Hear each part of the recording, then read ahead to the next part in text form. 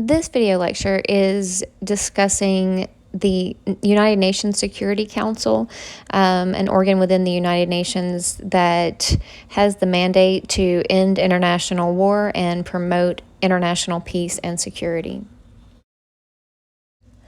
On matters relating to international peace and security, the United Nations has decisive authority to impose itself on any country or dispute in the world.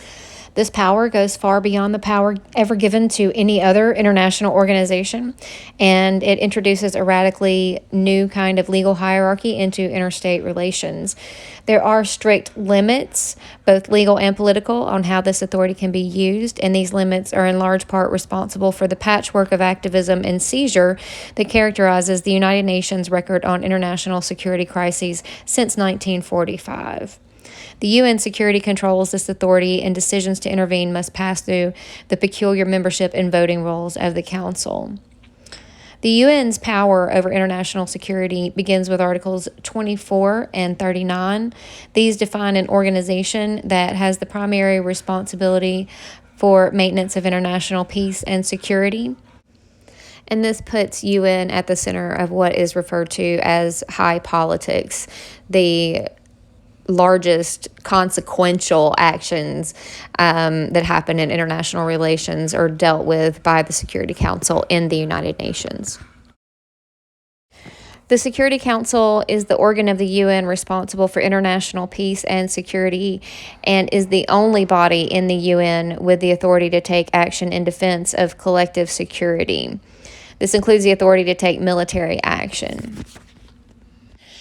While member states give a lot of autonomy to the Security Council, there is also a little bit of a balance. In Article 103, for example, if there are conflicts between the UN Charter and obligations given to the Security Council, the Charter would prevail. But even states that disagree with Security Council decisions are bound by them, and the UN itself is also bound by Security Council decisions.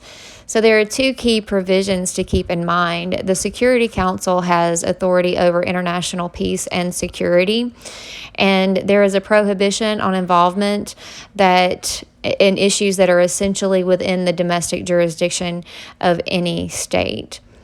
So important is that the Security Council only has authority over peace and security and is the primary organ that deals with that.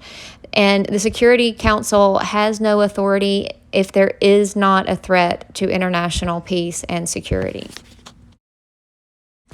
In practice, the Security Council's obligations, as it perceives them, hinges on their interpretation of what counts as international peace and security, which is somewhat open to interpretation. In Article 39, the Charter sets out the authority of the Security Council to define for itself, based on each individual case. And over time, there has been a gradual expansion in how the phrase is interpreted, whereas it used to be really strictly only connected to armed insurrections and some sort of military conflict. Today, international peace and security can include nation building, the commission of war crimes, peacekeeping, apartheid, humanitarian crises, civil wars, and also restoring democracy. Two recent moves have shifted the type and as well as the scope of the Council's authority over states. In 1999, the Council issued the first in a series of resolutions to impound the assets of individuals that supported the Taliban in Afghanistan. This has been expanded several times since then and has led to a new norm that UN economic sanctions should primarily take the form of smart sanctions or targeted sanctions that attack individuals responsible for threats to international peace and security, rather than the states and citizens. The second development involves Council resolutions that create a broad requirement that all states must conform to some policy framework set out by the Council. Demands such as these, extending indefinitely into the future, in essence define certain choices in the domestic laws of states as potential threats to international peace and security. And finally, recent resolutions depart from previous practice of making specific demands about specific behaviors of specific states to creating demands on all states. The Security Council is both a legal actor and a political forum. So the dynamics of compliance by states are both legal and political. So they take the form of political persuasion as well as the threat of military enforcement. The concept of a peacekeeping mission was launched in the context of the Suez War in 1956. It was initiated by the Secretary General and the General Assembly rather than the Security Council. After an invasion of Egyptian territory in the Sinai by France, the UK, and Israel, the General Assembly established a multinational emergency force of soldiers to patrol the area and monitor a ceasefire agreed upon by the warring governments. The concept of peace enforcement is clearly set out in the Charter, but in practice, the Council has far more experience with peacekeeping than with peace enforcement. And peacekeeping generally revolves around negotiating and compromise between the countries with disputes. And the Security Council always holds enforcement as one of those political tools that's also part persuasion, that if things don't work out, the countries that are disputing one another have an incentive to work it out, because this could escalate into peace enforcement. So this is, again, putting political measures in place of immediate brute force. And this entails sending in the blue hats, is what they call them, the peace and enforcement officers, peacekeeping officers through the UN, and they are really there to monitor the situation and to facilitate negotiations between warring parties. And the hope is that they will reach some sort of non-military resolution. So there are three major components to keep in mind: that this is a multinational force that has to be authorized by the Security Council, and their role is to be impartial between sides in a conflict.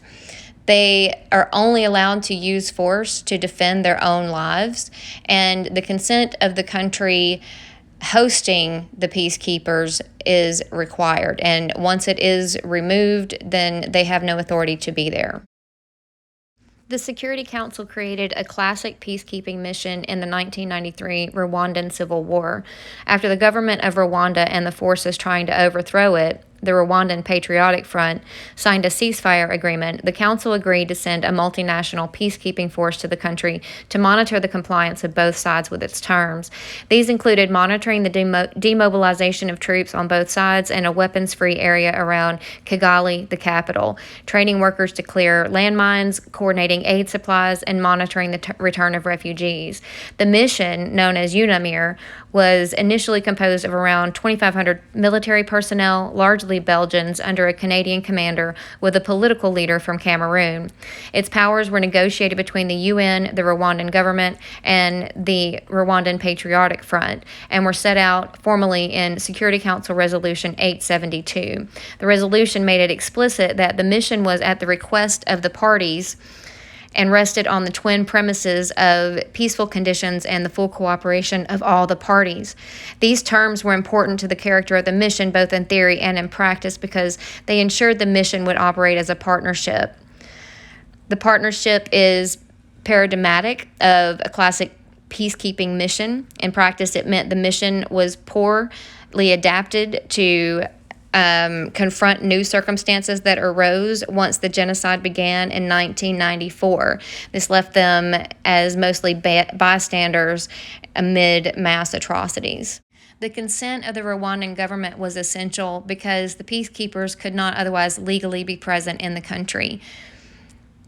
Its domestic affairs are legally insulated from all branches of the UN, and when they're reading threats to international peace and security very strictly, that meant that they had no legal authorization to assist civilians without Rwanda's express consent. Arguably, what was actually needed in Rwanda was peace enforcement rather than peacekeeping. In peace enforcement, the three features that define peacekeeping are reversed. The UN's military force is neither neutral nor consensual and is authorized to wage war to accomplish the political goals set out by the Council. The military operation to force Iraq from Kuwait in 1991 illustrates this practice. The Security Council in that case declared that by refusing to leave Kuwait, the government of Iraq had usurped the authority of the legitimate government of Kuwait and thereby breached international peace and security. It further declared that the UN was determined to bring the invasion and occupation of Kuwait to an end and restore their sovereignty. To achieve this, it authorized member states cooperating with the government of Kuwait to use all necessary means to uphold and implement the Resolution 660 that restored Kuwait's independence. The resolution and the war that followed show that the UN can identify an enemy that threatens international peace and security and authorize a full military campaign. The council is constrained in its ability to send these peace enforcement missions because they do rely on voluntary contributions. And these entail separate legal agreements that include per diem reimbursements to the states for the use of their troops. And if enough states do not contribute, a mission may not take place. In the case of Rwanda's peacekeeping mission, it took a while to get enough contributors, and it actually delayed the second peacekeeping mission peace enforcement mission that replaced the peacekeeping mission. In Libya in 2011, the council showed that it could be an efficient decision maker and that military action could be powerful and decisive. The intervention was motivated by the imminent threat of a massacre of citizens in Benghazi by the Libyan government, in the context of a widespread uprising against Muammar Gaddafi's dictatorship. This was during the Arab Spring.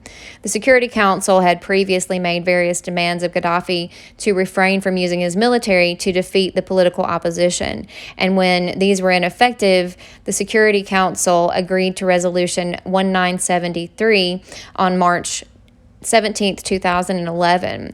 And in this resolution were key components to identify his violence against citizens as threats to international peace and security, to ban all flights in the airspace of Libya in order to protect civilians, authorizing UN member states to take all necessary measures to enforce this no-fly zone, and authorizing UN member states to take all necessary measures to protect civilians under threat of attack.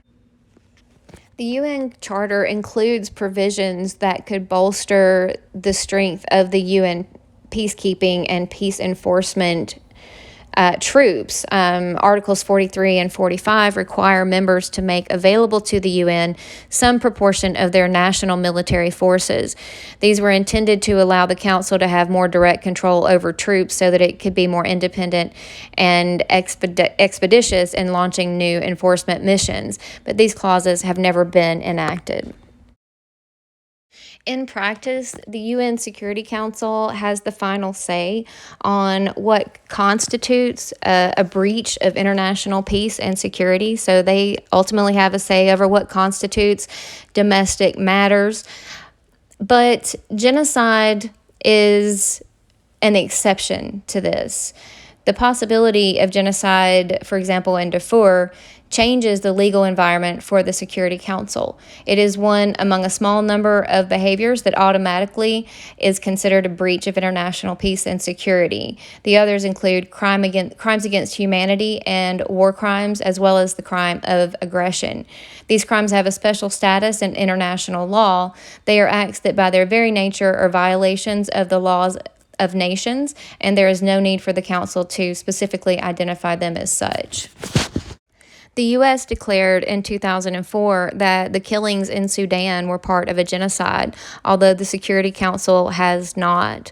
In the American perspective, the Council has already has the authority to enforce peace in Darfur, but because the other members have not agreed. They're not able to act on this.